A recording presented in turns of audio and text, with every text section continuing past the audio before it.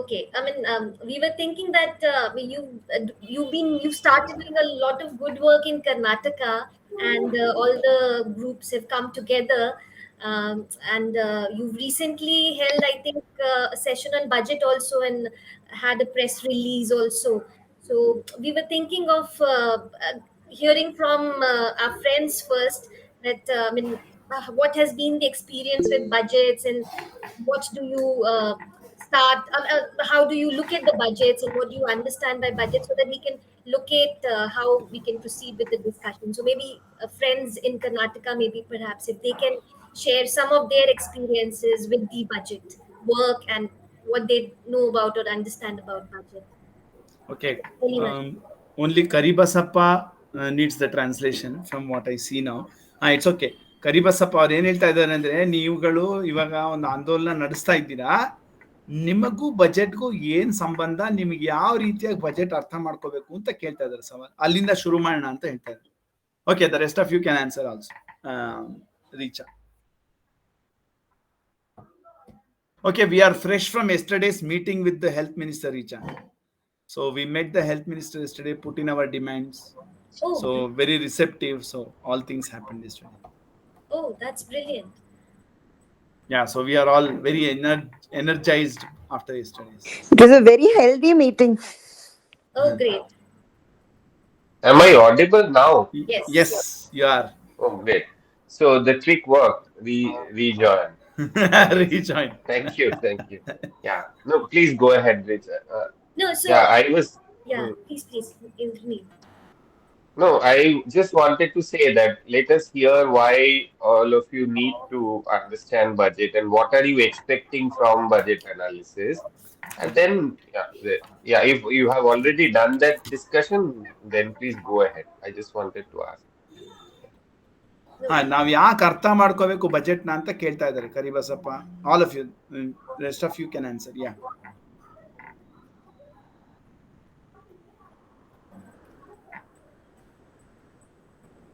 Akshay, Nisha, yeah, Ritash, go ahead. Please. Actually, for me, I think this also slightly, I'll give a context.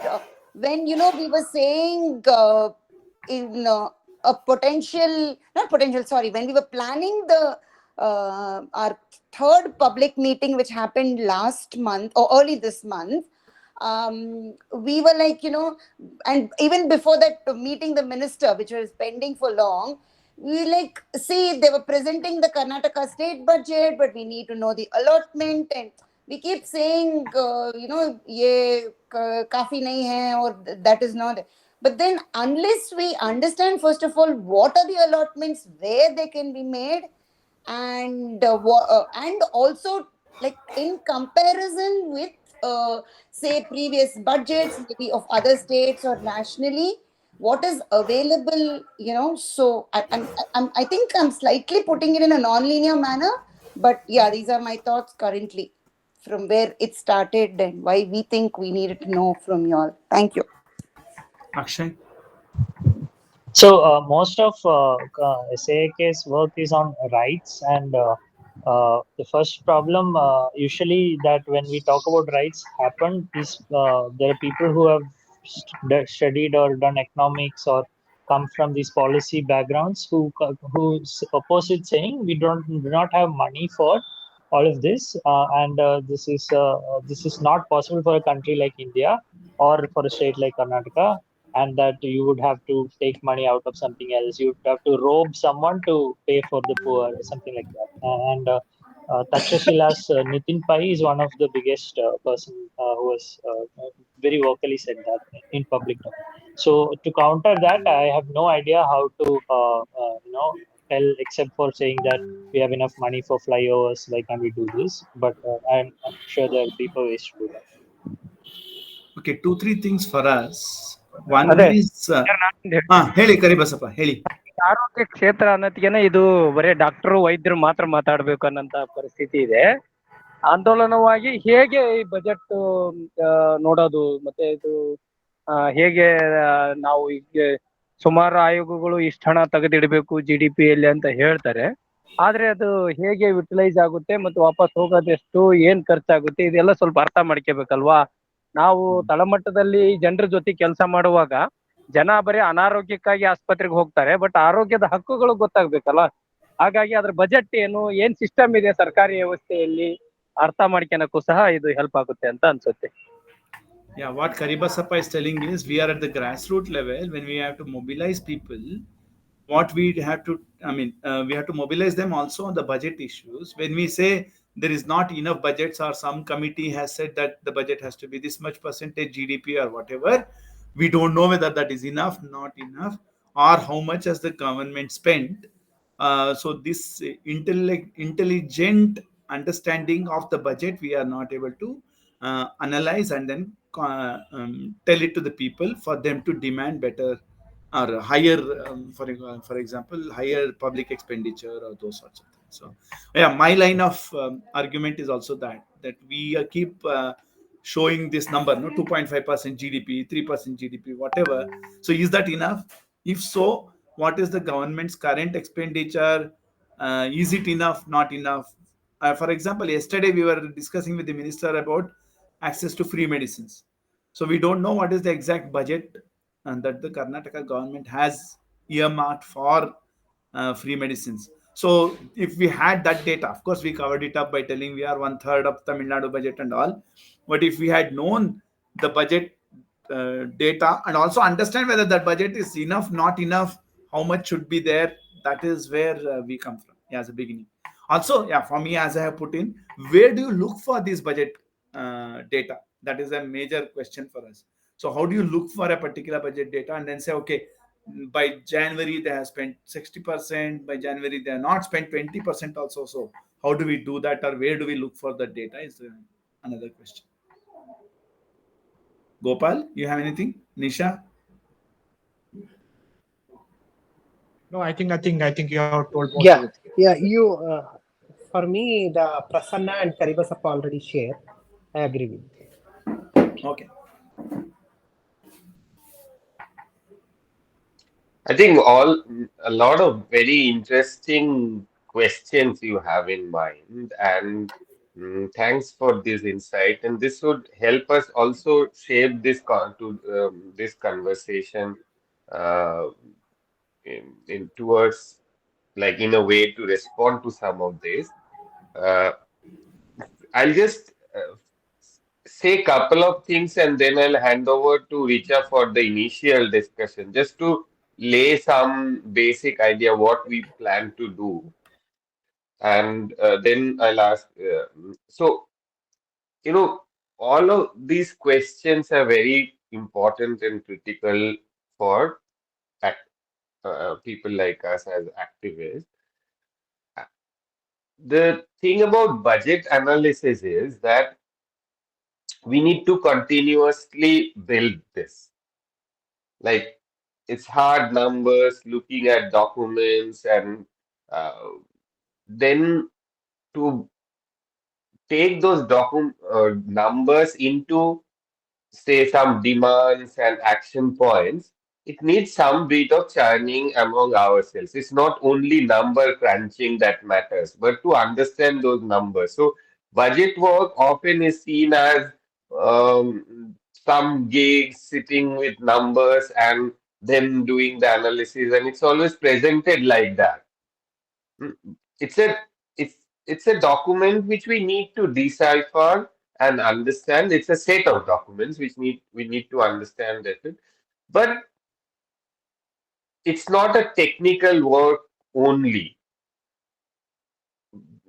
What we have experienced over time is that those who come with a lot of ground experience, when they look at numbers, the numbers also get some life and they're able to interpret those the numbers so in a more actionable way, in more appropriate way. So budget work to me is not only number crunching, but linking it with the ground realities that you are talking about. And that's why I think the we should look at these numbers from that perspective. Other suggestion I would One second, wait. may Let me translate. huh, Sorry, Indranil. okay.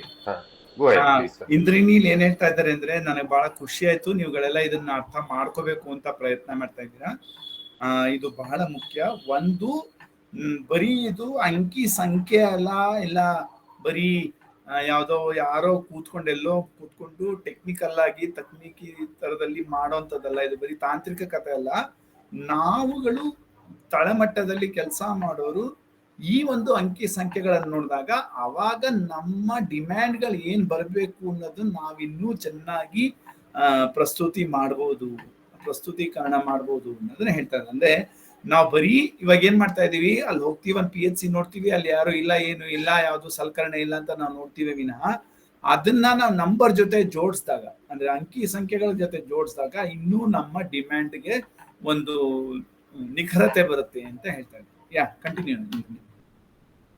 Thanks, Prasanna. So basically, my plea to all of you would be, instead of doing this as one-off events, it may be a good idea for us to meet regularly. Say once in 2 months we can do these meetings, and meanwhile you can create a group among yourselves, and based on what we discuss, you can do some bit of analysis and bring out certain points, and then we take it further. It's like an onion. We need to unpack each layer one by one. And then probably after a few rounds, we would be in a position to probably answer all the, or say, will answer all the questions you have in mind. So instead of taking it as one-off event, I would suggest that we engage continuously, and through that continuous engagement, we develop our uh, understanding about how to interpret those numbers. I think, Gopal, you wanted to say something. 1 second, let me translate this and then Gopal, I'll let you. So ಇಂದ್ರನೀಲ್ ಹೇಳ್ತಾ ಇದ್ದಾರೆ, ಇದು ಒಂದ್ಸಲಿ ವಿಷಯ ಅಲ್ಲ, ಇದನ್ನ ನಾವು ಕ್ರಮೇಣ ಎಲ್ಲ, ಅಂದ್ರೆ ನಾವಿವತ್ತು ಚರ್ಚೆ ಮಾಡಿ ಅದನ್ನ ತಿರುಗಿ ಒಂದು ಬಜೆಟ್ ಡಾಕ್ಯುಮೆಂಟ್ ಇಟ್ಕೊಂಡು ಅದ್ರ ಮೇಲೆ ಕೆಲಸ ಮಾಡಿ ತಿರುಗಿ ಬಂದು ತಿರುಗಿ ಚರ್ಚೆ ಮಾಡಿ ತಿರುಗಿ ಮುಂದಕ್ಕೆ ಹೋಗೋದು ಯಾವಾಗ್ಲೂ ವಾಸಿ. ಯಾವ್ದೋ ಒಂದಿನ ಒಂದು ಸೆಷನ್ ಮಾಡಿದ್ರೆ ಅದು ಸಾಲಲ್ಲ ಅಂತ ಇಂದ್ರನೀಲ್ ಹೇಳ್ತಾ ಇದ್ದಾರೆ. Gopal? Just one clarification. Health is a state, but there are also funds from the central government.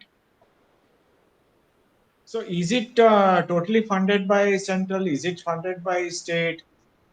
If so, what is the understanding between state and center on budget allotment? I think this is something which I have not understood, and I need clarification. Thank you. Wonderful. Gopal, 1 second, sir. Let him tell it in Kannada. Gopal. ಏನಂದ್ರೆ ನಾನು ಏನ್ ಕೇಳ್ತಾ ಇದ್ದೀನಿ ಅಂದ್ರೆ, ಇದು ಆರೋಗ್ಯ ಏನಿದೆ ಅಲ್ಲ, ಇದು ರಾಜ್ಯದ್ದು ಅಜೆಂಡಾ, ವಿಷಯ. ಇದನ್ನ ರಾಜ್ಯ ಸರ್ಕಾರ ಮಾಡ್ಬೇಕು. ಆದ್ರೆ ಇಲ್ಲಿ ಏನಪ್ಪಾ ಅಂತ ಹೇಳಿದ್ರೆ, ಕೇಂದ್ರದಿಂದನೂ ಹಣ ಬರ್ತದೆ ಇದಕ್ಕೆ. ಸೊ ಇದು ಕೇಂದ್ರದ್ದು ಮತ್ತೆ ರಾಜ್ಯದ್ದು ಏನ್ ಒಪ್ಪಂದ ಇದೆ, ಎಷ್ಟು ಹಣ ರಾಜ್ಯದ್ದು, ಎಷ್ಟು ಹಣ ಕೇಂದ್ರದ್ದು, ಮತ್ತೆ ಹೇಗೆ ಇದು ಅಂಡರ್ಸ್ಟ್ಯಾಂಡಿಂಗ್ ಆಗ್ತದೆ ಅನ್ನೋದನ್ನ ನನ್ಗೆ ಅರ್ಥ ಆಗ್ಬೇಕು ಅಂತ ನಾನು ಕೇಳ್ಕೊಂತೀನಿ. Go ahead, Indranil. Go ahead. So I think these are very important questions. Some of these we would be able to probably respond to some way today, and we unpack. So the way we thought, and I'm doing the most of the talking initially, but Richa would make more concrete presentation. So initially we'll try to give a broad overview of budgetary processes, some broad documents, and then towards the end I'll pitch in and add that what are the documents we need to look at, some numbers, how do we what kind of data we need access, what is available where. Richa, I would start with giving you some broad understanding about budgetary processes, some key concepts and ideas, and from there we'll take it forward. Okay, Richa ಶುರು ಮಾಡ್ತಾರೆ ಈಗ. 1 second, sorry, Indranil. Richa ಶುರು ಮಾಡ್ತಾರೆ. ಏನು budget ಅಂದ್ರೇನು, ಯಾವುದು ಎಲ್ಲಿ ನೋಡ್ಬೇಕು, ಹೇಗ್ ಮಾಡ್ಬೇಕು ಅನ್ನೋದ್ರ ಬಗ್ಗೆ ರೀಚಾ ಶುರು ಮಾಡ್ತಾರೆ. ಆಮೇಲಿಂದ ಮುಂದಕ್ಕೆ ಎಲ್ಲಿ ಹೇಗೆ ವಿಶ್ಲೇಷಣೆ ಮಾಡ್ಬೇಕು ಅದನ್ನ ಈರುಳ್ಳಿ ಸಿಪ್ಪೆ ತರ ನಾವು ಬಿಡಿಸ್ಕೊಂಡು ಹೋಗೋಣ ಅಂತ ಹೇಳ್ತಾರೆ. S Richa, sorry. Yeah, Okay. over to So, Richa. thank you so much, Indranil. Thanks, Prasanna. I think, as Indranil had said, that these are very valid questions which our friends have raised. That for a grassroots activist, how do we unravel these things? And what he said, that it's an exercise like peeling an onion, that we go layer by layer. And of course, the question that Gopal has asked is a very pertinent question. In the federal structure that India has, how does health emerge as a central subject or a state subject, which will come. So while we were discussing how to take these sessions, we thought that we'll start with the very basic of understanding the budgets essentially, and from a general understanding of budgets, move into more specific things uh, uh, for the health sector. So I'll start with a presentation. I hope it's visible. I think it's Yes, it shaking, is visible. right? Okay. So I'll just deal with some very basic things. Yeah, I you might want to complete one slide and then let me translate it. Right, and I hope it's moving also, right? Not yet. That's the problem with my computer. So let me just. Is it? Can you see Yeah, that? it is come. Yeah, it's Right, come. right, right. So the slide show doesn't work in my computer. Okay. Yeah. So okay. So I think. Richa, one small suggestion. Ji, Maybe, you make it full screen, hmm, complete one slide, and hmm, then when Prasanna is translating, go move to. back to this mode. Okay. And then, like that, if we progress, they would all of us would be able to see this better. Fair enough. Is this visible? What is government budget? Yeah, it is visible. What he's telling is Got shifted it. to full view, not slide screen, I not have slideshow. I have moved into the full view, but The yeah. fonts are too small. Oh, Okay, leave. Remove the left side outline one. Then you'll become bigger. Okay, because I did No, no, slideshow. there. You press on the cross. Yeah. Okay. Is This is this better? okay. We'll manage. No problem. so on phones we can zoom the screen. Hmm. Is this but better? I have increased Yeah, the. yeah. Okay. Go ahead. Don't worry. Okay, so yeah, so basically, we start with that. What is a government budget? So essentially, the government budget is how, as we do it in our households, we have some amount of income and we have some amount of expenditure, and in many of our households, we maintain an account of that. So essentially, the government also does the same. It's a statement of receipts that the government earns from various sources, the money that it collects, and of course, the expenditure that it makes. So we get what in the past year, what has been a receipt and what has been the expenditure of the government. And at the same time, it's also an expression in a futuristic way. It's an expression of intentions of the government, that how much it thinks that it will be earning in the future, and how much it will be spending in the coming days, and how will it finance its expenditure from what all sources. So this is the budget is a statement of all this expenditure and receipts of the government. Now, why is budget important? One, that it gives us an idea of what all Oh, hold on, oh, Richa. I'll let okay, you translate. you have to translate, right? Sorry, sir. Okay no Richa ಹೇಳ್ತಾ ಇದ್ದಾರೆ budget ಅಂದ್ರೆ ಏನು ಅನ್ನೋದನ್ನ ಅಲ್ಲಿಂದ ಶುರು ಮಾಡಿದ್ದಾರೆ. ಒಂದು, ನನಗೆ ಎಷ್ಟು ಹಣ ಬಂದಿದೆ ಈ ವರ್ಷ, ನನ್ಗೆ ಎಲ್ಲೆಲ್ಲಿಂದ ಬಂದಿದೆ ಹಣ ಅದನ್ನ ಹೇಳ್ತೀನಿ. ಆಮೇಲೆ ಎಲ್ಲೆಲ್ಲಿ ಖರ್ಚು ಮಾಡ್ತೀನಿ ಅದನ್ನ ಹೇಳ್ತೀನಿ. ಮಾಡಿದ್ದೀನಿ ಅಂದ್ರೆ ಹೋದ ವರ್ಷ ಬಂದಿದ್ದೆಷ್ಟು ಹಣ, ಖರ್ಚು ಎಷ್ಟು ಮಾಡಿದೆ ಅಂತ, ಅದು ಒಂದು ತರ ಇರುತ್ತೆ ಬಜೆಟ್ ಅಲ್ಲಿ. ಇನ್ನೊಂದು, ನನ್ನ ನಿರೀಕ್ಷೆ ಏನು, ಮುಂದಿನ ವರ್ಷ ನಾನು ಏನ್ ಮಾಡ್ತೀನಿ ಏನು ಆದಾಯ ಬರುತ್ತೆ, ಯಾವಾಗ ನಾನು ಖರ್ಚು ಮಾಡ್ತೀನಿ ಅನ್ನೋದು ಬರುತ್ತೆ. ಇದು ಎರಡೂ ಸಹ ಮುಖ್ಯ ಆಗತ್ತೆ ನಮ್ಗೆ ಅಂತ ಹೇಳ್ತಾರೆ. ಯಾ, continue. Right. So yeah, so why is budget important? So one is that it gives us an idea of the entire direction of the economy, where it is moving, what are the responsibilities of a government, and how is it honoring those commitments and responsibilities. So it gives us an idea of that. It deals with almost all the sectors of the economy, be it agriculture, health, education. It gives us an idea of receipts and expenditures in all the sectors of an economy. So it's a snapshot of what is happening in the economy and the country as such. Then, of course, we also realize that as governments change, the intent of the government is visible in the budgets, and it's not a neutral budget. Is not a neutral exercise. It does reflect or showcase the ideologies of the government, where the government's priorities lies, who it favors, and where is it trying to spend money or take money from. So we get to know all this, whether it is charging corporate taxes, whether it's charging wealth tax, whether it is giving enough to the weaker sections of the society. So it gives a sense of a political ideology of the government also. So it's not a neutral statement that budget is. And yes, of course, so it's a very important document where we can see whether the government is neglecting the vulnerable and the marginalized sections of the society, or is it not. We can make that those judgments, or we can understand those. So it basically tells what responsibility the state has towards people, and whether the state is actually honoring those responsibilities.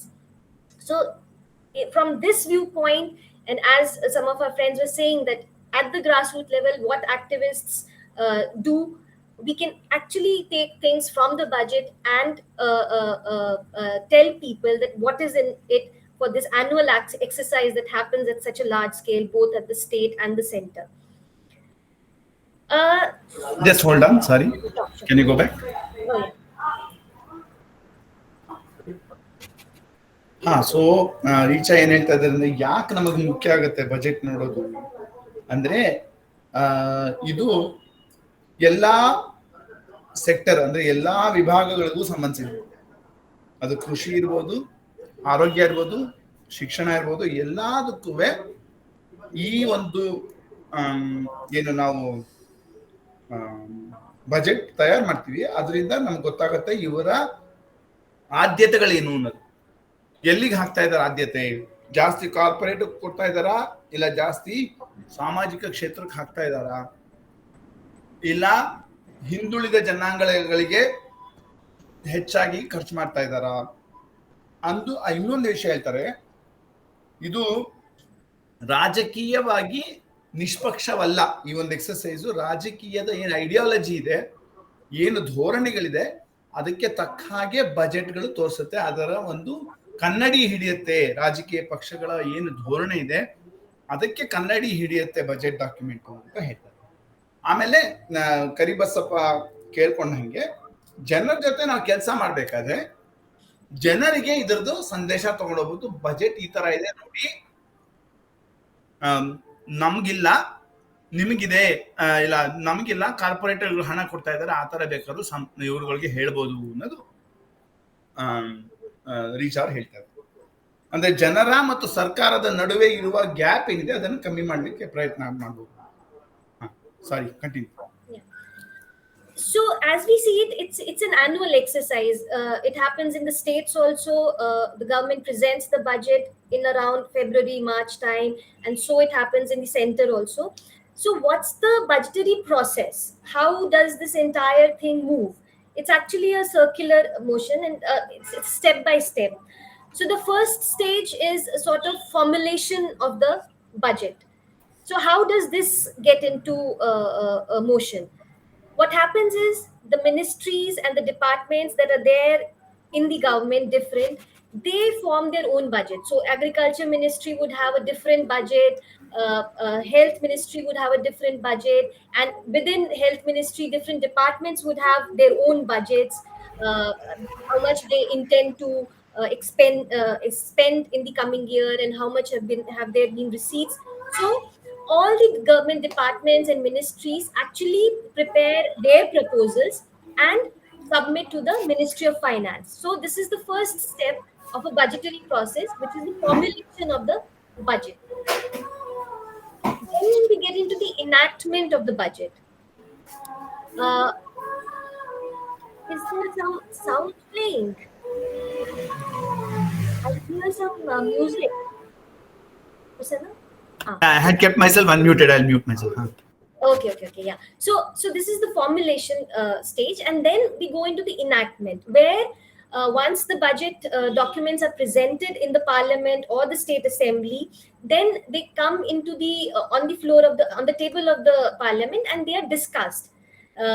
People ask that why is this being much provided, and how much can be altered, or so there is a discussion in the parliament or the assembly on this, and then finally the parliament or the assembly passes the budget. So this exercise sort of gets into the enactment phase, where the budget is presented in the parliament, debated, and then passed by the parliament or assembly. That's the enactment phase. Then comes the implementation phase. Once the assembly or the parliament passes the budget, then it comes back to the departments and the ministries, and then they start implementing those proposals. Whichever department has to go into this expenditure, they start doing it. So that is the implementation phase. Now this happens within the government, and then the parliament is involved. Then there is the body of comptroller and auditor general, for instance. So there, all those expenditures that have been made by various ministries and by the government, by the different departments, they are actually assessed whether those expenditures were correctly made, or how much was the shortfall, how much was it did not reach, where were the sort of, where did it get stopped. So that's sort of an auditing process. So that is done by the comptroller and auditor general. So this entire these steps, these 4 steps, sort of form the budgetary process, and they feed into each other. So for instance, auditors say that the actual expenditures have been less than the proposed, and why they've been less. That feeds into the ministries and departments knowledge, and then they formulate the next year's budget. So that's how the cycle goes on. Prasanna? Thanks. ಇವರ budget ಪ್ರಕ್ರಿಯೆ ಬಗ್ಗೆ ಹೇಳ್ತಾ ಇದ್ದಾರೆ. ಪ್ರತಿಯೊಂದು ಕ್ಷೇತ್ರದ ಮಂತ್ರಿಗಳು ಅಥವಾ ಡಿಪಾರ್ಟ್ಮೆಂಟ್ಗಳು ಯಾವ ಕ್ಷೇತ್ರದವ್ರು ಇರ್ತಾರೋ ಅವರುಗಳು ತಮ್ಮ ಡಿಮ್ಯಾಂಡ್ಗಳನ್ನ, ತಮ್ಮ ನಿರೀಕ್ಷೆಗಳನ್ನ ಫೈನಾನ್ಸ್ ಮಿನಿಸ್ಟರ್ ಕಳಿಸ್ತಾರೆ. ಅದಕ್ಕೆ ತಕ್ಕ ಹಾಗೆ ಬಜೆಟ್ ಡಾಕ್ಯುಮೆಂಟ್ ಆಗುತ್ತೆ. ಆ ಬಜೆಟ್ ನ ಪಾರ್ಲಿಮೆಂಟ್ ಅಲ್ಲಿ ಓದ್ತಾರೆ. ಆಮೇಲೆ ಪಾರ್ಲಿಮೆಂಟ್ ಅಲ್ಲಿ ಅದರ ಬಗ್ಗೆ ಚರ್ಚೆ ನಡೀತೆ. ಪಾರ್ಲಿಮೆಂಟ್ ಇರ್ಬೋದು, ಅಸೆಂಬ್ಲಿ ಇರ್ಬೋದು, ಎರಡೂ ಕಡೆ ಅದರ ಚರ್ಚೆ ನಡೆಯುತ್ತೆ. ಪರ ವಿರೋಧ ಇದೆಲ್ಲ ಆದ ನಂತರ ಅದನ್ನ ಒಪ್ಕೊಳ್ತಾರೆ. ಅದು ಒಂದು ಸಲ ಒಪ್ಕೊಂಡ್ಮೇಲೆ ಅದನ್ನ ಅನುಷ್ಠಾನಕ್ಕೆ ತರ್ತಾರೆ, ಇಂಪ್ಲಿಮೆಂಟ್ ಮಾಡ್ತಾರೆ. ಅದರಲ್ಲೂ ಸಹ ಯಾವ್ಯಾವ ಡಿಪಾರ್ಟ್ಮೆಂಟ್ಗೆ ಎಷ್ಟು ಹಣ ಇದೆ ಅಂತ ಬಜೆಟ್ ಅಲ್ಲಿ ಇರೋದ್ರ ಪ್ರಕಾರ ಅದನ್ನ ಅನುಷ್ಠಾನಕ್ಕೆ ತರಕ್ ನೋಡ್ತಾರೆ. ಇದೆಲ್ಲ ಆದ್ಮೇಲೆ ಅದನ್ನ ಆಡಿಟ್ ಮಾಡ್ತಾರೆ. ಅಂದ್ರೆ ಖರ್ಚು ಮಾಡಿದ್ರ ಇಲ್ವಾ, ಮಾಡಿದ್ರೆ ಎಷ್ಟು ಮಾಡಿದ್ರು, ಎಷ್ಟು ಖರ್ಚಾಯ್ತು. ಇವಾಗ ಇತ್ತೀಚೆಗೆ CAG ರಿಪೋರ್ಟ್ ಬಂದಿದೆ. ಅವ್ರು ಹೇಳಿದ್ರು 25 ಕೋಟಿಗೆ 1 ಕಿಲೋಮೀಟರ್ ಮಾಡ್ಬೇಕಿತ್ತು, 250 ಕೋಟಿಗೆ ಮಾಡಿದ್ದಾರೆ ಅಂತ. ಸೊ ಈ ತರದ್ದೆಲ್ಲ CAG ಆಮೇಲೆ ಆಡಿಟ್ ಮಾಡಿ ಹೇಳುತ್ತೆ, ನೀವು ಸರಿಯಾಗಿ ಅನುಷ್ಠಾನ ಮಾಡಿದ್ದೀರಾ ಇಲ್ವಾ, ನೀವು ಕ್ರಿಯಾರೂಪಕ್ಕೆ ತಂದಿದ್ದೀರಾ ಇಲ್ವಾ, ಕಾರ್ಯರೂಪಕ್ಕೆ ತಂದಿದ್ದೀರಾ ಇಲ್ವಾ ಅಂತ. ಅದನ್ನ ಆಮೇಲೆ ಅದು ಪಾರ್ಲಿಮೆಂಟ್ ಅಲ್ಲಿ ಪ್ರೆಸೆಂಟ್ ಆಗುತ್ತೆ. I think this is one slide that I put in, but most of us would be familiar with that. That what are the actors that influence budget? So there are some constitutional actors, and then there are non-constitutional actors. Constitutional actors, we know that there is the executive, which is the government body. Then there is the parliament members. There are standing committees in the parliament, which also thrash out why this much budget and why has it not been implemented. And then there is, of course, the Finance Commission, which decides about how much the shares of the center should go to states and what should be the division of taxes and all. So these are constitutional actors which influence budget. Then there are non-constitutional actors which also influence budget, and among them there are both government actors and non-government actors. We know about Niti Aayog, we know about the entire bureaucracy,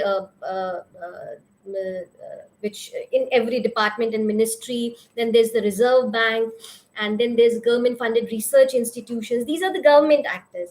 And then, of course, we are civil societies there, industrialists are there. So all these form the non-government actors, which also sort of influence budget through presenting demands, asking for the budgets. We all know that during the pre-budget phases, there's always a consultation that the finance minister holds with the civil society organizations, asking their demands. So this all forms the sort of a set of actors that influence budget. And then there are external actors, which are the IMF, the World Bank, which also influence this entire process. Prasanna, can we?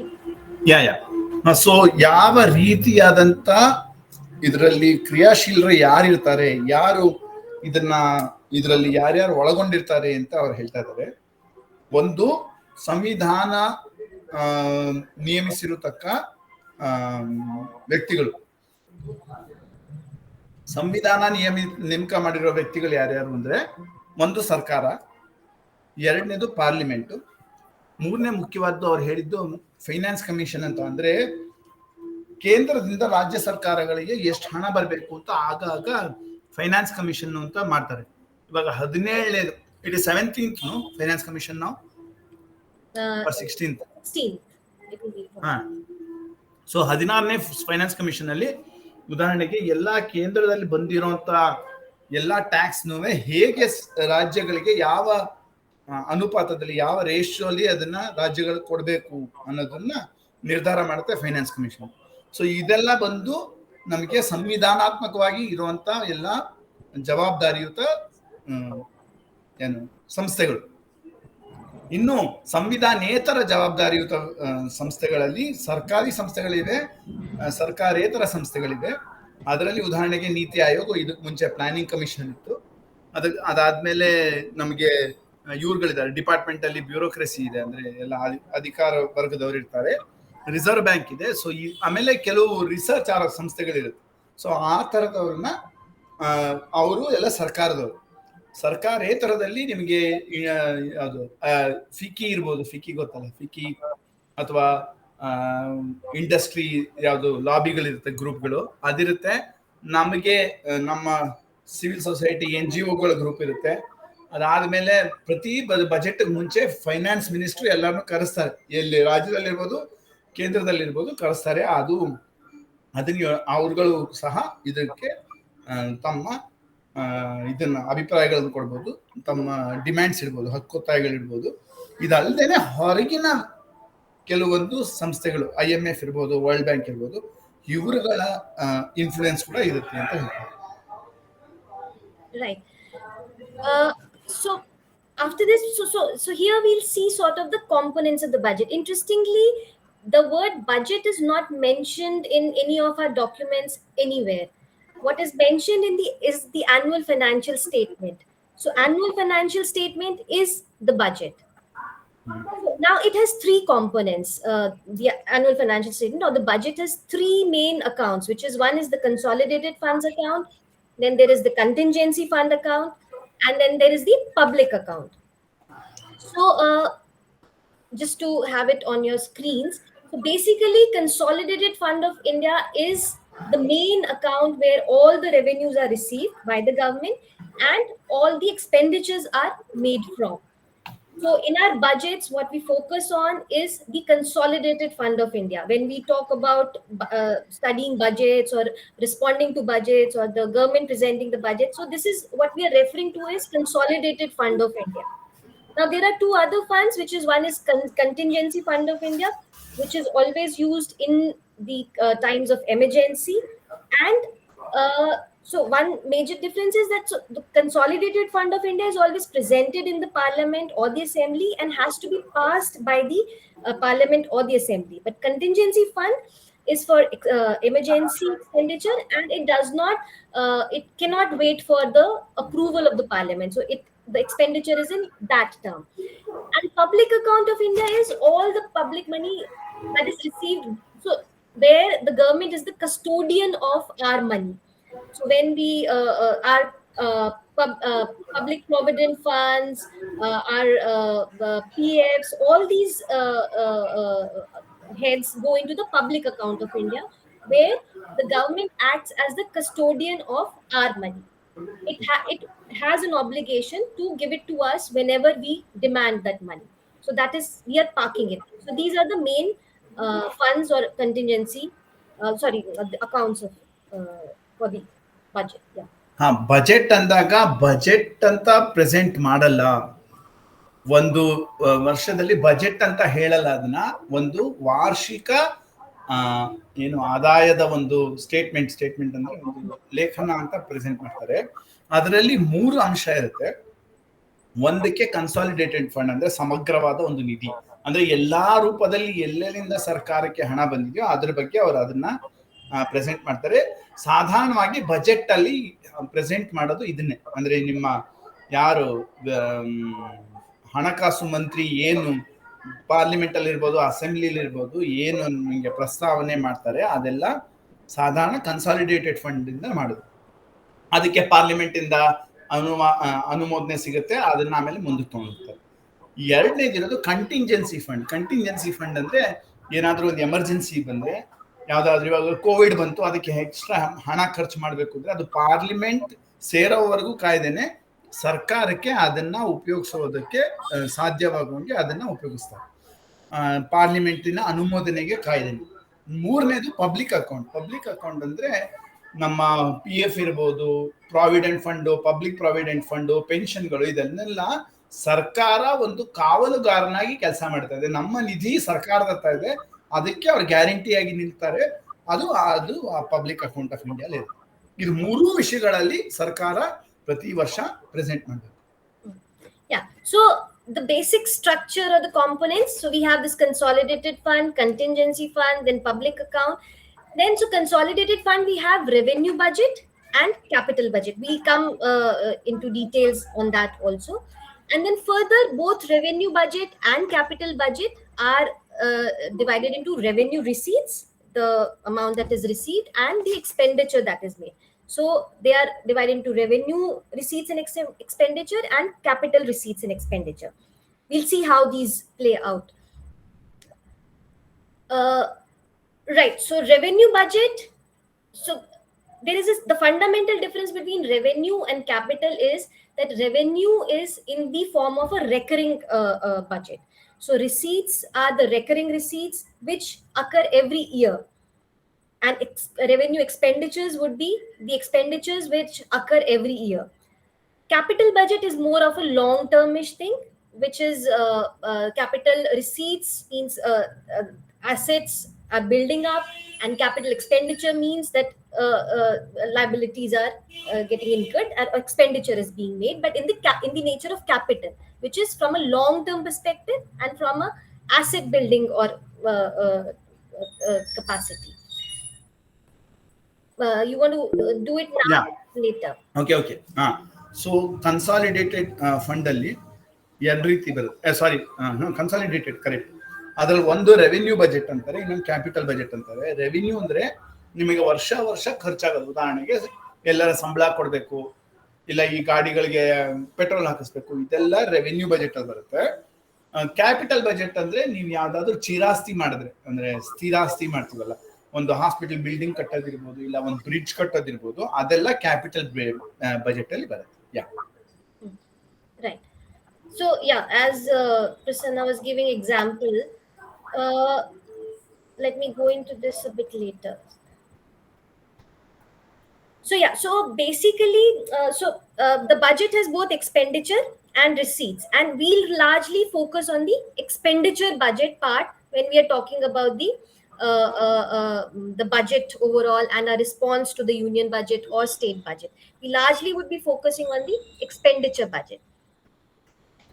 Expenditure budget would include all these, which you're seeing on the left hand side of your screen, which is interest payments, repayment of debts, then defense and all. Then economic sectors come: agriculture, irrigation, employment, and then of course the social sectors come, where is education, health, water supply, and all. So these are the basically heads where expenditure is incurred. You want me to explain this? Okay, okay.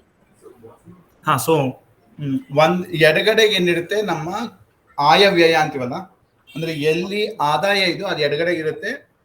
ಇಲ್ಲ ಸಾರಿ, ಎಲ್ಲಿ ಖರ್ಚು ಮಾಡ್ತೀವೋ ಅದು ಎಡಗಡೆ ಇರುತ್ತೆ, ಎಲ್ಲಿ ಆದಾಯ ಇರುತ್ತೋ ಅದು ಬಲಗಡೆಗೆ ಇರುತ್ತೆ. ಎಡಗಡೆ ಇದ್ರಲ್ಲಿ ನೀವು ಎಲ್ಲೆಲ್ಲಿ ಖರ್ಚು ಮಾಡ್ತೀರಾ, ಉದಾಹರಣೆಗೆ ಇರಿಗೇಷನ್ ಅಂದ್ರೆ ಇರಿಗೇಷನ್ ಏನು, ನೀರಾವರಿ ಇರ್ಬೋದು, ಇಲ್ಲ ಅಗ್ರಿಕಲ್ಚರ್ ವ್ಯವಸಾಯಕ್ಕೆ ಇರ್ಬೋದು, ಕೃಷಿ ಕ್ಷೇತ್ರಕ್ಕೆ ಇರ್ಬೋದು, ಅದೆಲ್ಲ ಒಂದು ಲೆಕ್ಕ. ಆಮೇಲೆ ಸಾಮಾಜಿಕ ಕ್ಷೇತ್ರ ಯಾವುದು, ಶಿಕ್ಷಣ, ಆರೋಗ್ಯ, ಇದಕ್ಕೂ ಎಲ್ಲೆಲ್ಲಿ ಖರ್ಚು ಮಾಡ್ತೀವೋ ಅದೆಲ್ಲ ಇಲ್ಲಿ ಇರುತ್ತೆ ಪಟ್ಟಿ. ಅಂದ್ರೆ ಸರ್ಕಾರ ಎಲ್ಲೆಲ್ಲಿ ಖರ್ಚು ಮಾಡುತ್ತೋ ಅದು ಇಲ್ಲಿರುತ್ತೆ. ಬಲಗಡೆ ನಿಮಗೆ ಎಲ್ಲೆಲ್ಲಿಂದ ಆದಾಯ ಬರ್ತಾ ಇದೆ, ಯಾವ್ಯಾವ ರೀತಿ. ಅದು ಅಲ್ಲದೆ ಈ ಎಕ್ಸ್ಪೆಂಡಿಚರ್, ಈ ಖರ್ಚಿನಲ್ಲಿ ಯಾವ್ದಾದ್ರು ನಾವು ಸಾಲ ತಗೊಂಡಿದ್ರೆ ಅದರದ್ದು ಬಡ್ಡಿ ತೀರ್ಸೋದು ಸಹ ಇದರಲ್ಲೇ ಬರುತ್ತೆ. Yeah, so basically we'll go into all these in more detail when Indranil talks about, and we have further sessions. This is just for your so that you get familiar with the terms and what comes in the budget. So as Prasanna was also saying earlier, so one of the major distinctions which will come often in your budget exercise would be capital expenditure and revenue expenditure.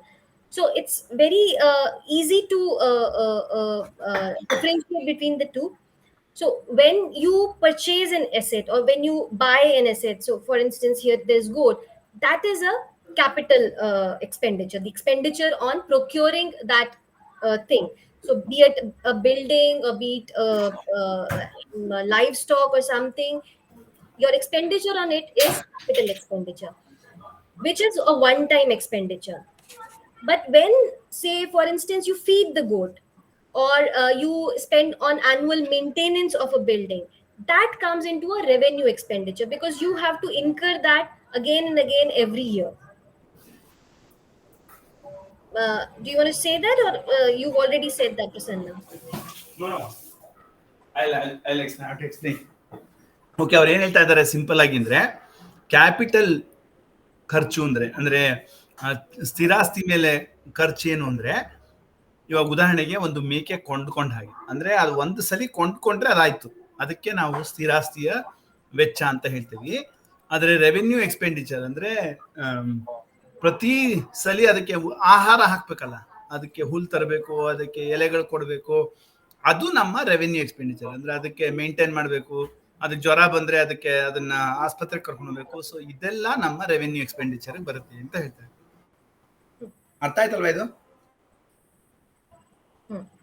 So for instance, I'll just give you some examples. So this is an IIM building. To construct this is a capital expenditure. This is a one time expenditure. When you created this building, when the government created this building and this institute, this is a one time expenditure per se. So building and the setup would come in the capital expenditure thing. But when you pay for the salaries of a professor, of a teacher, that comes in the revenue expenditure category. Similarly, the medicines, the expenditure on medicines, it's a recurring expenditure every year that the government has to maintain the supplies, keep up the stocks. This comes under a revenue expenditure for the government. For the school building is again one-time expenditure, where so this would come under the capital expenditure part, but the salaries of the teacher and all would come in the revenue part of the expenditure.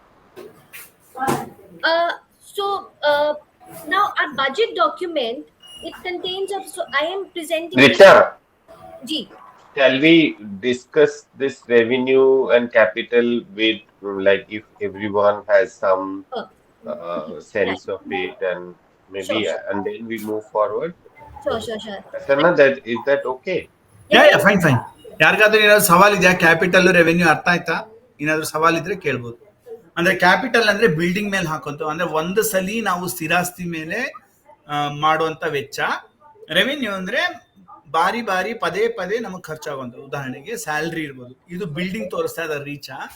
Building ಕಟ್ಟೋದು capital, ಆದ್ರೆ ಅದಕ್ಕೆ electricity bill ಕಟ್ಟೋದು, ಇಲ್ಲ ಅವ್ರಗಳ salary ಕಟ್ಟೋದು, ಇಲ್ಲ teachers salary ಕೊಡೋದು, ಇದೆಲ್ಲ revenue expenditure. ಅರ್ಥ ಆಗ್ತಿದ್ಯಾ? ಎಲ್ಲರಿಗೂ ಯಾರ್ದಾದ್ರು ಸವಾಲ್ ಇದ್ರೆ ಕೇಳಿ, ಅದನ್ನೇ ಹೇಳ್ತಾ ಇದ್ದೀನಿ.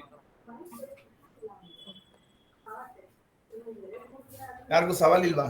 Yeah. ಆಸ್ಪತ್ರೆ ಬಿಲ್ಡಿಂಗ್ ಕಟ್ಟೋದು ಕ್ಯಾಪಿಟಲ್ ಎಕ್ಸ್ಪೆಂಡಿಚರ್, ಆದ್ರೆ ಔಷಧಿಗಳನ್ನ ಡಾಕ್ಟರ್ ಸ್ಯಾಲ್ರಿ ಕೊಡೋದೆಲ್ಲ ರೆವೆನ್ಯೂ ಅಂತ ಹೇಳ್ತಾರೆ.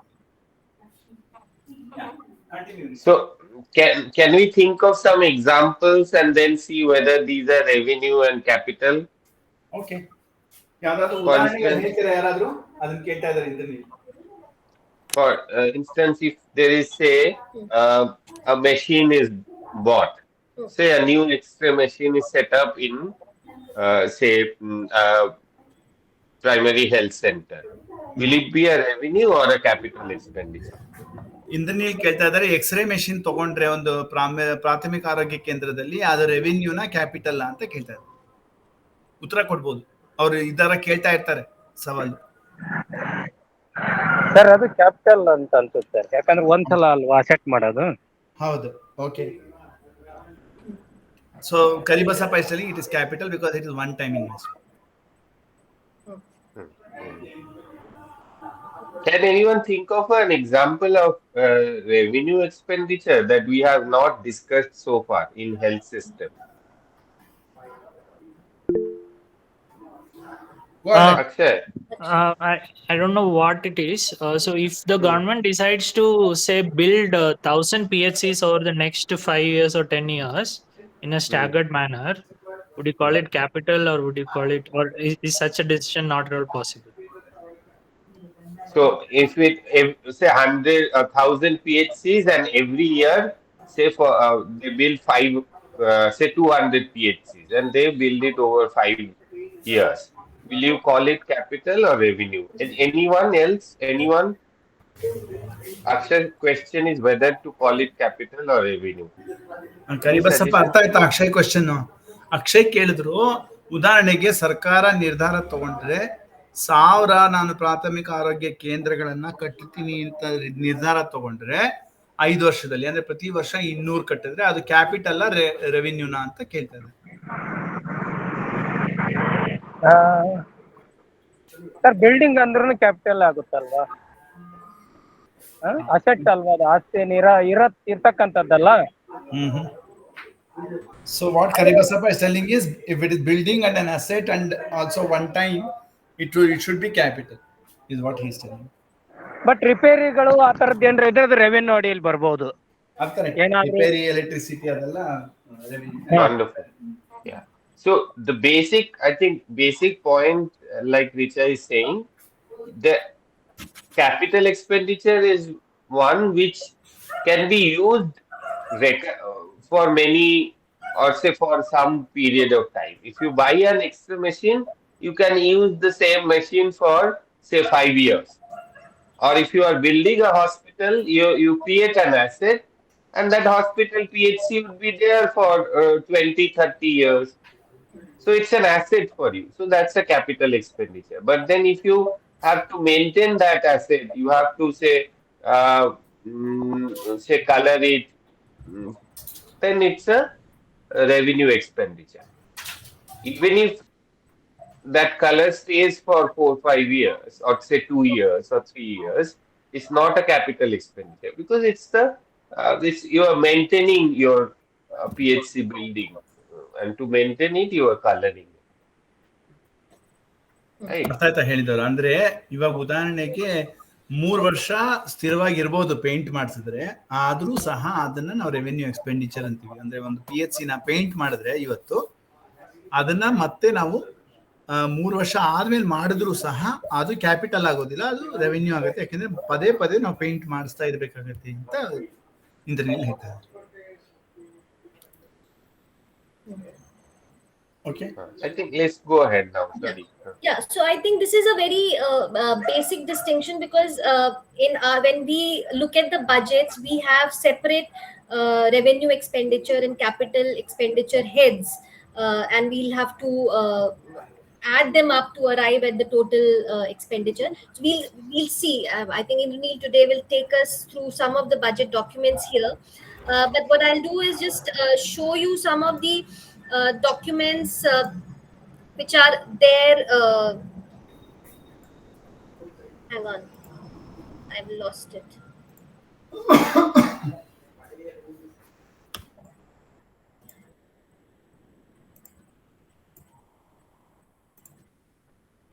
Yeah. So some of the documents that we will come across while we are this is a snapshot of the union level budget documents, but similar documents are at the state level also.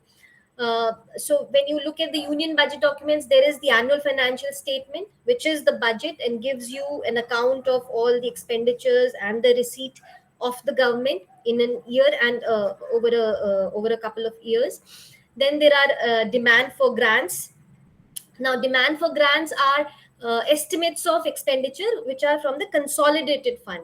It doesn't cover the contingency fund or the public account, but only the consolidated fund demand for grants, and these are organized ministry wise. So you will find different demands from for each ministry and the department. I think Indranil will show us some of these documents online right now. And then there is the finance bill, uh, which is sort of a document which presents the annual financial statement before the parliament, which is then voted upon.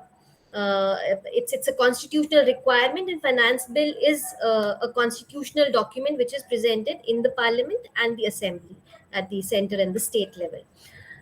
Then there is the fiscal policy statements, which are the under now mandatory under the Fiscal Responsibility Budget Management Act, which is an act which was introduced to manage the expenditure of the government. We'll again also discuss this in detail in some of the sessions here, which gives a macroeconomic framework, also what is happening overall in the economy, which would include the GDP, the inflation, and the other macroeconomic, the big figures that we call for the economy.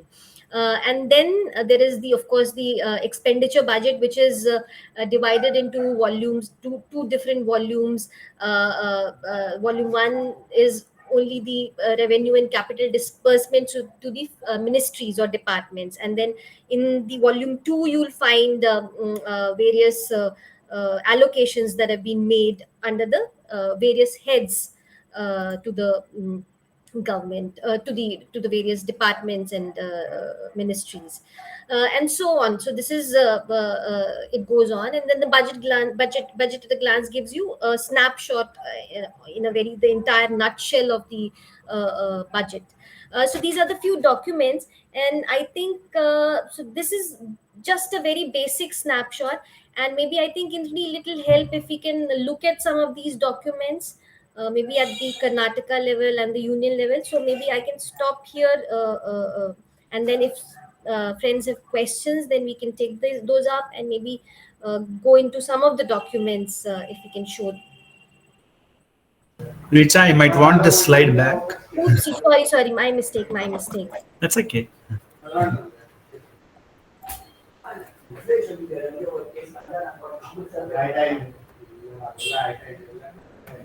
Yeah. So ಇದರಲ್ಲಿ ನಿಮಗೆ ಎಲ್ಲಾ ತರದ ವಿವಿಧ ದಾಖಲಾತಿಗಳನ್ನ ತೋರಿಸ್ತಾ ಇದ್ದಾರೆ, ಯಾವ ಡಾಕ್ಯುಮೆಂಟ್ಗಳು ಬರುತ್ತೆ ಬಜೆಟ್ ಸಂದರ್ಭದಲ್ಲಿ ಅಂತ, ಯಾವ್ಯಾವ್ದನ್ನ ನೋಡ್ಬೇಕು ಅಂತ ಹೇಳ್ತಾ ಇದ್ದಾರೆ. ಒಂದು ಅದೇ ನಾವು ಬಜೆಟ್ ಏನು ಅನೌನ್ಸ್ ಮಾಡ್ತಾರೆ ಅದ್ರದ್ದು ಆನ್ಯುಯಲ್ ಫೈನಾನ್ಷಿಯಲ್ ಸ್ಟೇಟ್ಮೆಂಟ್, ಅಂದ್ರೆ ಬಜೆಟ್ ಪ್ರೆಸೆಂಟ್ ಮಾಡಕ್ಕೂ ಮುಂಚೆನೆ ಎಷ್ಟು ಖರ್ಚು ಮಾಡಿದ್ರು ಹಿಂದಿನ ವರ್ಷ, ಎಷ್ಟು ಆದಾಯ ಇತ್ತು, ಇದನ್ನೆಲ್ಲ ತೋರಿಸೋದು ಒಂದು ಆನ್ಯುಯಲ್ ಫೈನಾನ್ಷಿಯಲ್ ಸ್ಟೇಟ್ಮೆಂಟ್ ಬರುತ್ತೆ.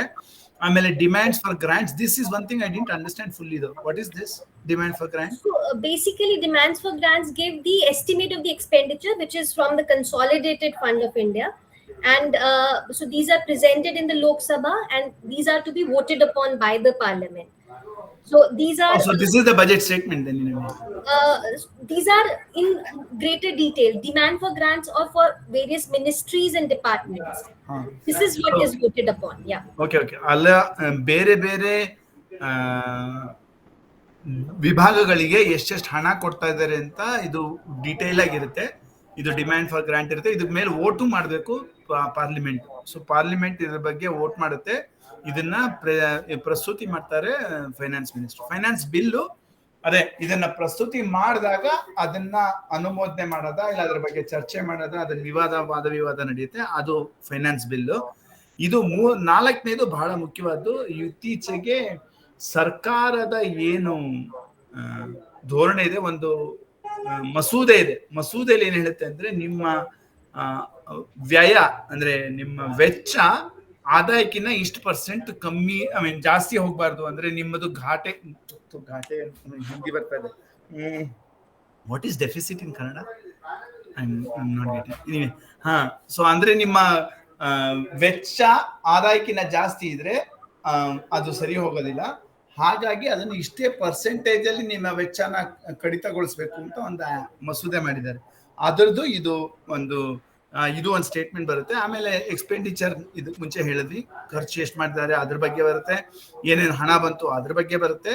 ಆಮೇಲಿಂದ ಒಂದು ಪ್ರೊಫೈಲ್ ಅಂದ್ರೆ ಯಾವ್ಯಾವ್ದು ಖರ್ಚು ಮಾಡಿದ್ದಾರೆ ಅನ್ನೋದು ಒಂದು ದೊಡ್ಡ ಒಂದು ಡೇಟಾಬೇಸ್ ಬರುತ್ತೆ. Yeah, I think that's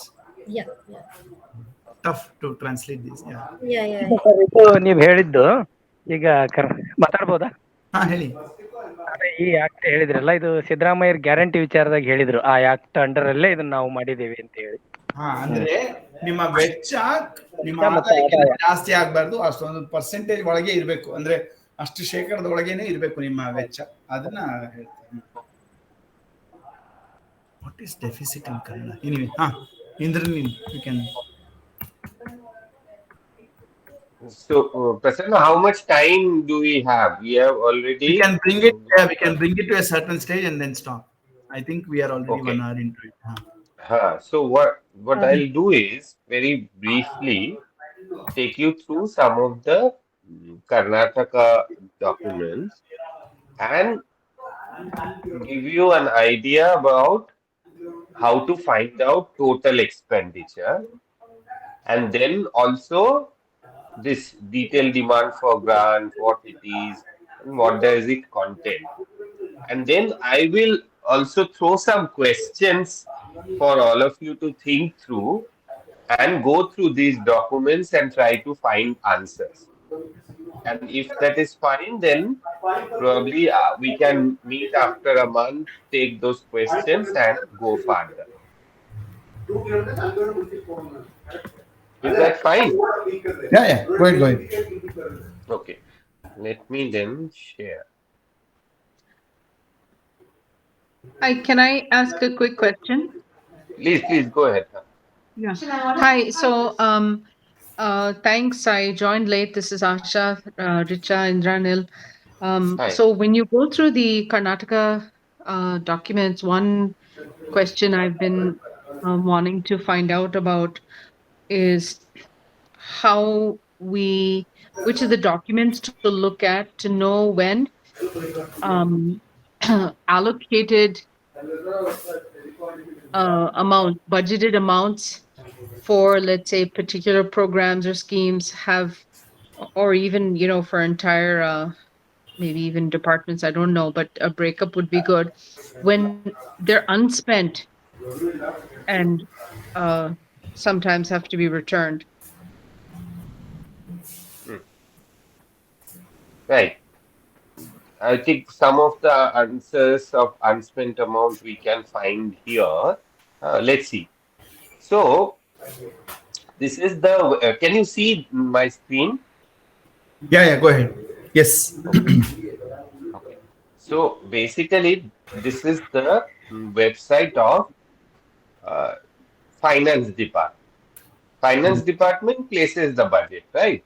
So all the departments give their demands. That's what the demand for grants. That education, we need 500 crores. Health department says we need 600 crores. say agriculture says we need 10,000 crores, something. That's and finance department negotiates, like Richa said, with these departments and then finalize the whole uh, um, budget for the entire state in all the government departments. So in the finance department website, if we go scroll a bit down, we'll see that budget documents. Can you all see budget documents? Yes. So there are in here you will see that there are various years, Hmm. and for the year 2023-4, there are two documents, July and February. Any idea why there are two budget documents? Budget is for a year, ಕನ್ನಡದಲ್ಲಿ financial ಕೇಳ್ತೀನಿ. year. ಕನ್ನಡದಲ್ಲಿ ಕೇಳ್ತಾ ಇದ್ದೀನಿ. ಇಂದ್ರನೀಲ್ ಕೇಳ್ತಾ ಇದ್ದಾರೆ. ಇದು ಪ್ರತಿ ವರ್ಷದ್ದು ಇಲ್ಲಿ ಬಜೆಟ್ ಡಾಕ್ಯುಮೆಂಟ್ ಅಂತ ಇದೆ. ಆದ್ರೆ 2023-24 ಯಾಕೆ ಎರಡಿದೆ, ಒಂದು ಫೆಬ್ರವರಿಲಿ ಒಂದು ಜುಲೈಯಲ್ಲಿ ಅಂತ ಕೇಳ್ತಾ ಇದ್ದಾರೆ ಇಂದ್ರನೀಲ್. ಎಲ್ಲಿ ಸರ್, ಕರ್ನಾಟಕದ ಇದು? ಹಾ, ಕರ್ನಾಟಕದ. ಇದು ಕರ್ನಾಟಕದ ವೆಬ್ಸೈಟು. ಅದರಲ್ಲಿ ಫೈನಾನ್ಸ್ ಡಿಪಾರ್ಟ್ಮೆಂಟ್ ಹೋಗಿದ್ದಾರೆ. ಅದರಲ್ಲಿ ಬಜೆಟ್ ಡಾಕ್ಯುಮೆಂಟ್ ಅಂತ ಇದೆ. ಅದರಲ್ಲಿ 2 ಬಜೆಟ್ ಇದೆ. ಅಲ್ಲ, ಹಿಂದೆ ಒಂದು ಗೌರ್ಮೆಂಟ್ ಇತ್ತಲ್ವಾ, ಬಿಜೆಪಿ ಗೌರ್ಮೆಂಟ್, ಮತ್ತೆ ಅದ್ರ ಹಿಂದೆ ಕಾಂಗ್ರೆಸ್ ಮತ್ತೆ JDS. ಹೌದಾ ಸರ್? ಆಮೇಲೆ ಇವ್ರು ಬೊಮ್ಮಾಯಿ ಅವರು ಒಂದು ಬಜೆಟ್ ಮಂಡನೆ ಮಾಡಿದ್ರಲ್ಲ, ಹಾಗಾಗಿ ಅದು ಇರ್ಬೋದು ಆ ಥರ. ಹಾ, ಓಕೆ, ಅದೇ ಉತ್ತರ ಕೇಳ್ತಾ ಇದ್ರು ಅವರು. ಇಂದ್ರನೀಲ್ he is responding that there is a change of government. In February there was BJP government, and in July there was a new government, and hence we have two different budget documents, is what he is telling. So which one would be relevant for us? Which one shall we see to start with? ನಮ್ಗೆ ಯಾವ್ದು ಅನ್ವಯ ಆಗುತ್ತೆ, ಯಾವ್ದು ತಗೊಳ್ಳೋಣ ಅಂತ ಕೇಳ್ತಾ ಇದ್ದಾರೆ. ಈಗ ಇದು ತಗೋಬೇಕು. ಇವಾಗ ಸಿದ್ದರಾಮಯ್ಯರು ಬಜೆಟ್ ಮಂಡನೆ ಮಾಡಿದ್ ತಗೋಬೇಕು. But Okay, he is telling we should take the July one. July. Okay, thank you. Since you say July, let's go into the budget documents here.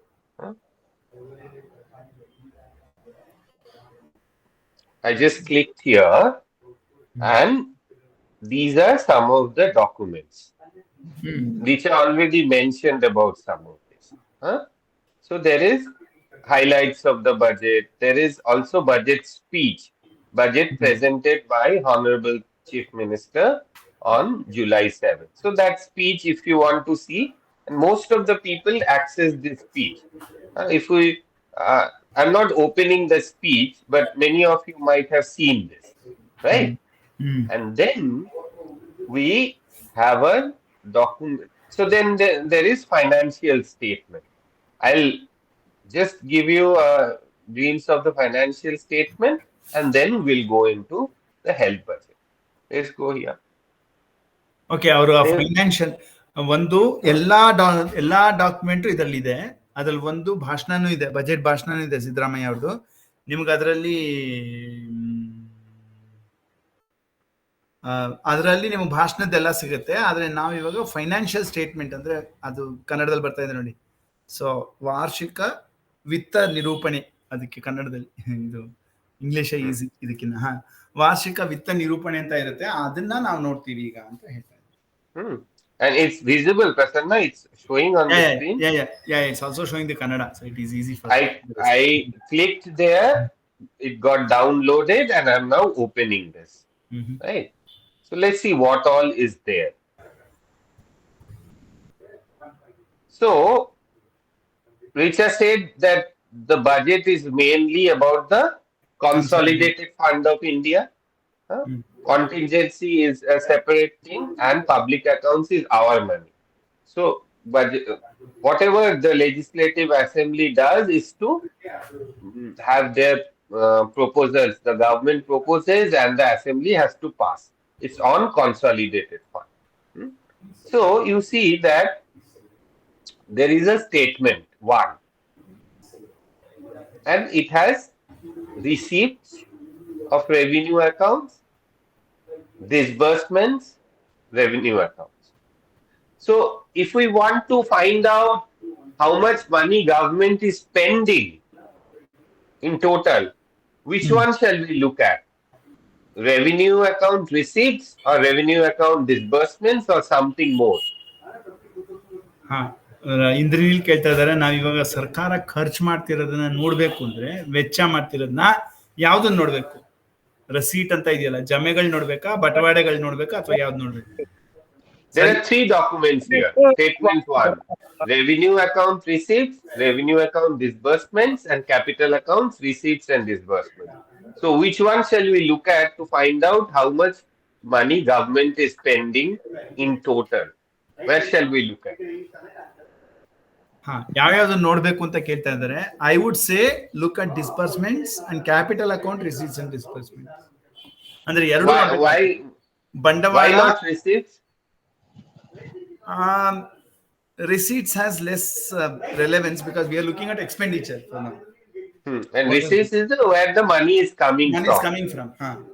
And disbursement is where the money is going.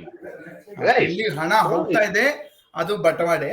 ಆಮೇಲೆ ಅದಲ್ದೇನೆ ಈ ಬಂಡವಾಳದಲ್ಲಿ ಇದೆ ನೋಡಿ, ನಾವ್ ಹೇಳಿದಲ್ಲ ಸ್ಥಿರಾಸ್ತಿ ಅಂತ. So ಆ ಸ್ಥಿರಾಸ್ತಿ ಇಲ್ಲುವೆ ಬಟವಾಡೆ ಇದೆಯಲ್ಲ, ಅದೆರಡನ್ನು ನಾವು ನೋಡ್ಬೇಕು ಅಂತ ಹೇಳ್ತೀವಿ. Okay, and then there is there is a Kannada translation on top of it, so it is easier. So people can also relate, right? So let us go to page 9 to 13 to find out what is there.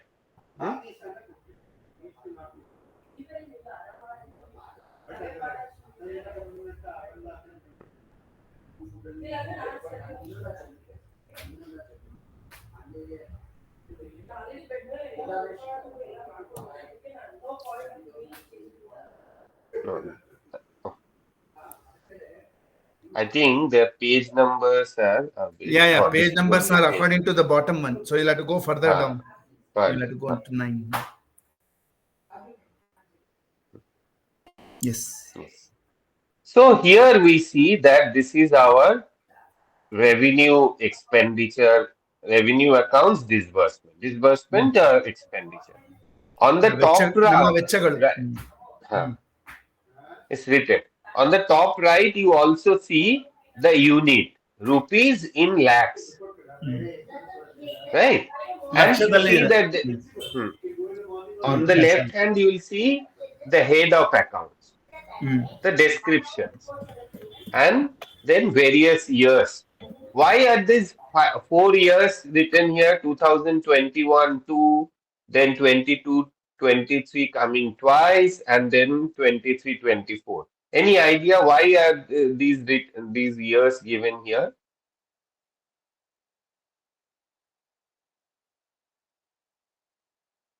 Anyone?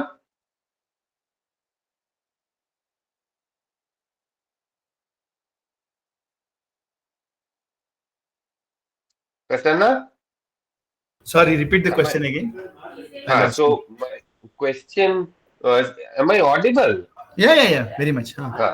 So I'm asking, see, there are these in the columns here, you see accounts 2021-22, then there is budget estimate 22-23, then revised estimate 22-23, and then budget estimate 23-24. What are these? Any idea? Why these years written so 3 years of data given? What is the significance? Yes, Ritash. I guess it may be because the accounts, or these are more like the expenses which feed into the budget estimates. Based on that, like, you might have to vary, increase or whatever. Hopefully not decrease this social entitlements, but thanks. ಕನ್ನಡದಲ್ಲಿ ಹೇಳ್ತಾ ಇದ್ದಾರೆ, ಇಂದ್ರನೀಲ್ ಕೇಳ್ತಾ ಇದ್ದಾರೆ, ಇದು ಮೂರ್ ಇದೆಯಲ್ಲ, ಏನಿದು ಅಂತ ಕೇಳ್ತಾರೆ. ನಾಲ್ಕು ಕಾಲಮ್ ಇದೆಯಲ್ಲ, ಏನು ಇದು, ಯಾಕಿದೆ 4 ಕಾಲಮ್ ಅಂತ ಕೇಳ್ತಾ ಇದ್ದಾರೆ.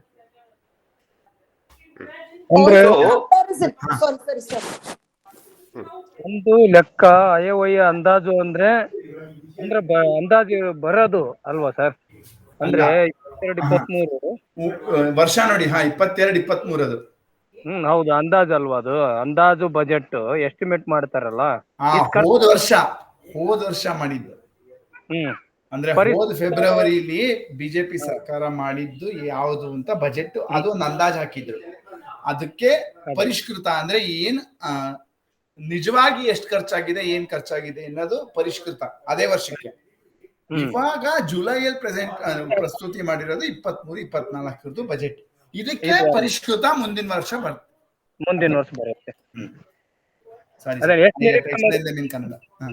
ಇದನ್ನ ಅರ್ಥ ಮಾಡ್ಕೋಬೇಕಂತ. So have you, Prasanna, you explained the idea of accounts, budget estimate. Accounts, I don't know what it is. Accounts, I couldn't understand what it is. So it goes like this. Say this year, in the month of July, the finance minister, who is also Siddaramaiah, is the finance minister for you currently. He is also holding the finance portfolio. So he suggested that, or proposed that, say total of say 3,14456 lakhs would be spent on say general services. We'll spend this much money. So February, or for this year it is July, he's proposing in the coming year I'll spend this money for our budget. Now when he presents the next year budget, say 24-25, the budget gets ready by the month of November-December for presentation in the month of February. So there is no way we get to know what is the total amount actually spent. This is a proposal. He's saying this much money we want to spend. So when he's presenting next year's budget, he will give a rough estimate that this much I am going to spend. So here you see, for the 2023, there are two numbers given: budget estimate and revised estimate. So he had say earlier government, previous year budget February, they had said we want to spend 21,0898 lakh, 2,008 crore. 2,108 crore we want to spend. But when the next financial year, they realized that this is not enough, we might need 2,641 crore rupees. That becomes your revised estimate. But what I had proposed in 21-22, by now I have completed spending on it. Its audit has also happened. So I know actually how much money I have spent. So that is our accounts of 21-22. So you get 2 years back actual expenditure data, which is called accounts. So what is revised then? Okay, somebody's audio is on. So accounts is what is actually spent. It comes after 2 years. Budget estimate is what you have presented now. But when the next, for instance, in February 2023, they proposed the budget estimate. But then when the 2023-24 budget came, they didn't know how much would be actually spent. They have spent it for 6, 7, 8 months.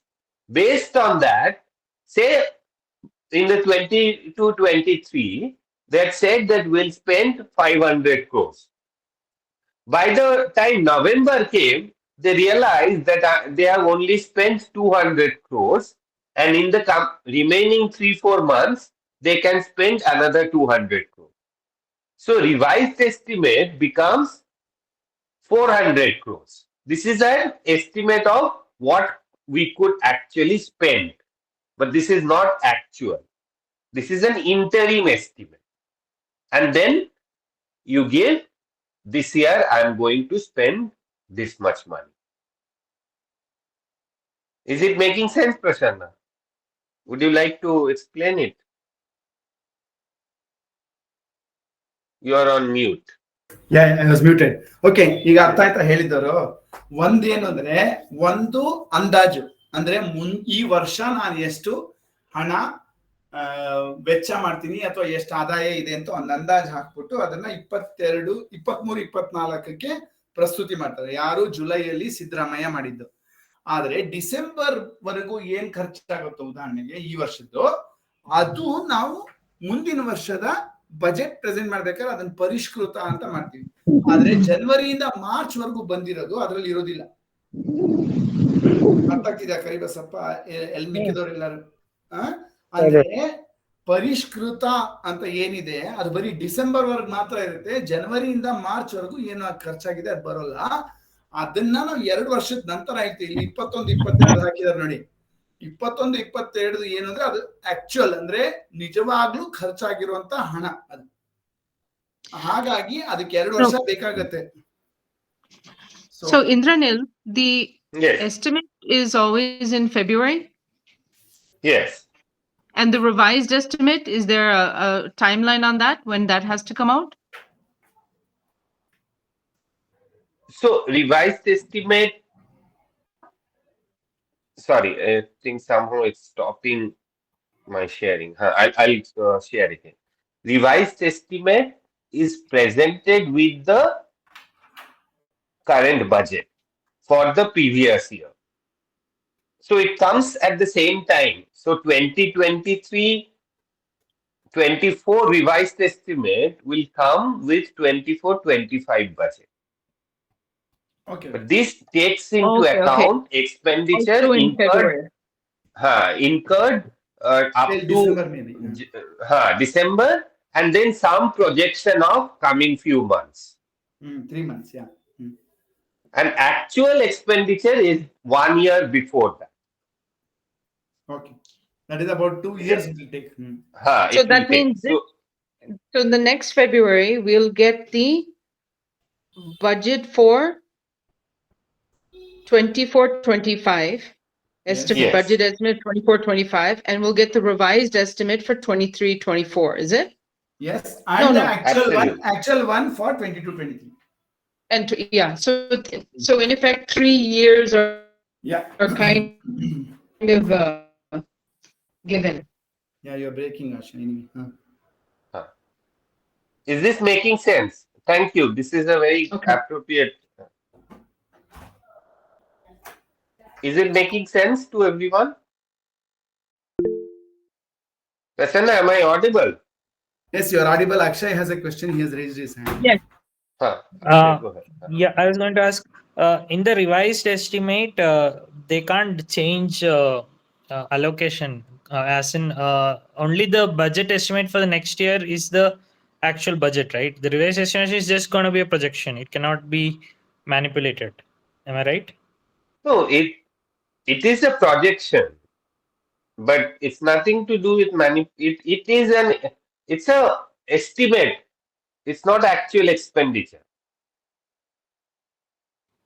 Correct, but what I'm saying is, if say they find out that Council of Ministers need less money, can they increase the revised estimate for Parliament, state, union territory legislatures at that point for 2022-23? Yes, they do that. This bring out supplementary budget, and then they change the revised system. Okay, thanks. So now, put your question in Kannada also. With your Kannada. Okay, ನಾನು ಕೇಳಿದ್ದೇನೆಂದ್ರೆ, ಈಗ budget estimate ಅನ್ನೋದು ಮಾತ್ರನೇ budget ಅಂತಲ್ಲಿ allocation ಆ ಕಡೆ ಈ ಕಡೆ change ಮಾಡಕ್ಕಾಗುತ್ತಾ, ಅಥವಾ ಈಗ ರಿವೈಸ್ಡ್ ಮಾಡ್ತೀವಲ್ಲ ಈಗ ಮುಂದಿನ 3 ತಿಂಗಳಿಗೆ, ಅದ್ರಲ್ಲೇನು ನಾವು ಈ ಕಡೆಯಿಂದ ಆ ಕಡೆಗೆ ದುಡ್ಡು ಹಾಕ್ಬೋದಾ ಅಂತ ಕೇಳಿದೆ. ಇಂದ್ರನೀಲ್ ಅವ್ರು ಹೇಳಿದ್ದು ಹಂಗ್ ಮಾಡ್ಬೋದು, ಈ ಕಡೆ ಸ್ಪೆಂಡ್ ಕಡಿಮೆ ಆಗ್ತಾ ಇದ್ರೆ ಆ ಕಡೆಗೆ ಜಾಸ್ತಿ ಮಾಡ್ಬೋದು, ರಿವೈಸ್ ಎಸ್ಟಿಮೇಟ್ ಅಲ್ಲೇನೆ ಮಾಡ್ಬೋದು, ಈ ವರ್ಷದ್ರಲ್ಲೇನೆ ಮಾಡ್ಬೋದು ಅಂತ ಹೇಳಿದ್ರು. So Indranil, are you telling something? Was Ritash telling, or is Asha talking? Yeah, anyway, continue, Asha. Yeah, this is Asha again. So just very quickly, what is the process by which the supplementary budgets can be added? So assembly or parliamentary session say this budget. So for instance, every budget speech, the finance minister makes some statement that we introduce this scheme. But then they may not be able to, at the time of presenting the budget, they may not be able to actually allocate some resources. So in a we follow budget session, or sorry, follow parliamentary or assembly session, the finance minister proposes that, say, for instance, I have, say, budget speech, it announced that maternity benefit would increase from 5,000 rupees to 10,000 rupees. But they didn't allocate any money because that budget preparation had happened much before that. So in a session later, it says that for that amount, for that scheme I had announced, I am allocating another 5,000 rupees, 5,000 crore rupees. So then the assembly has to also vote on that. And generally, it's a majority government if budget uh, has to be passed. Otherwise, the government falls. So the assembly passes the budget and then it gets incorporated into the revised estimate. Okay, shall we move ahead? And I think we are also overshooting time, but Yes, this yes. is crucial. I'm wondering whether we should stop here. So ಎಲ್ಲರೂ one, ಏನಂತೀರಾ? just one thing. ಇಲ್ಲಿ correct ನಿಲ್ಸೋಣ ಅಥವಾ ಮುಂದುವರ್ಸೋಣ ಒಂಚೂರು? Prasanna, what I wanted to do I is think we should just stop show. here. We are exceeding our time. We Okay. need time to Indranil wants to assimilate bring it all to a this. certain stage. Yeah, correct. Indranil wants to bring it to a certain stage. Yeah, continue Indranil, 5 minutes and then we can proceed. I'll just close in 2 minutes. So as we move a bit down, is this screen visible to you? Can you see? Yes, go ahead. Social services. So I wanted to close it here. See, as we go down the document, you finally see that there is something called medical and public health, family welfare. So this is what is this? These two are your revenue expenditure on medical and public health and family welfare. Right? So my suggestion would be that in order to, you find these allocations, add the two for various years, and also add, similarly, there would be capital expenditure on medical and public health and family welfare. You add these 4 elements to find out what is the total expenditure and allocation on medical, public health, and family welfare. Does it make sense? Yes, that's a homework. ನಮ್ಗೊಂದು homework ಕೊಟ್ಟಿದ್ದಾರೆ. Can you repeat that quickly? So what I'm saying is, in this finance accounts, we knew that there is revenue expenditure and there is a capital expenditure component. Here we have revenue allocation and expenditure on medical and public health. Also, we have the second row, next row is family welfare. If we add these two for a particular year, what do I get? Say if we add these 1277899, which is medical and public health, with say 53963, what do I get? Yeah, that's the total revenue expenditure on health. So what do I need to do to get the total expenditure on health? Yeah, you'll have to add the capital one also. Yes, we have to add the capital one. So down below, you will see the capital one. So my suggestion would be that I can write down these questions and send to Prasanna, and then he can circulate. But find out the total expenditure on health and allocation on health for these years, 2021-22, 2022-23, and 23-24. Total expenditure on health, and then find out what percentage it is of the total budget. Okay. Huh? So, and I'll let explain that in Kannada, sorry. Yeah, do that. Okay. Meanwhile, I'll write it.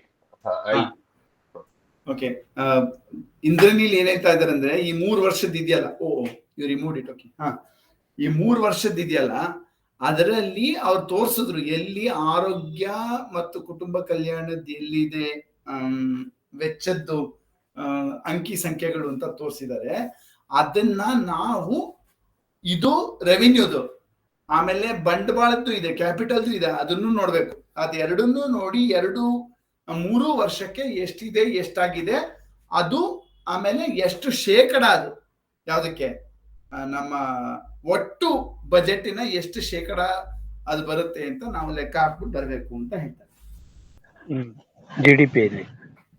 GDP ಅಂತಲ್ಲ, total budget ಇದು GDP ಅಲ್ಲ, ಇದು ಬಜೆಟಿನ ಎಷ್ಟು percentage ಅಂದ್ರೆ ಎಷ್ಟು ಶೇಕಡ ಅಂದ್ರೆ ಒಟ್ಟು ಬಜೆಟ್ ಮೊತ್ತ, GDP ಮೊತ್ತ ಅಲ್ಲ, ಬಜೆಟ್ ಮೊತ್ತದಲ್ಲಿ ಎಷ್ಟು ಸೇರ್ತಾ ಇದೆ. ಅದೆರಡಕ್ಕೂ ವ್ಯತ್ಯಾಸ ಇದೆ. ಮುಂದಿನ ಸಲ ಅದನ್ನ ಎಕ್ಸ್ಪ್ಲೈನ್ ಮಾಡಕ್ ಹೇಳ್ತೀನಿ ನಾನು ಇಂದ್ರನಿಲ್.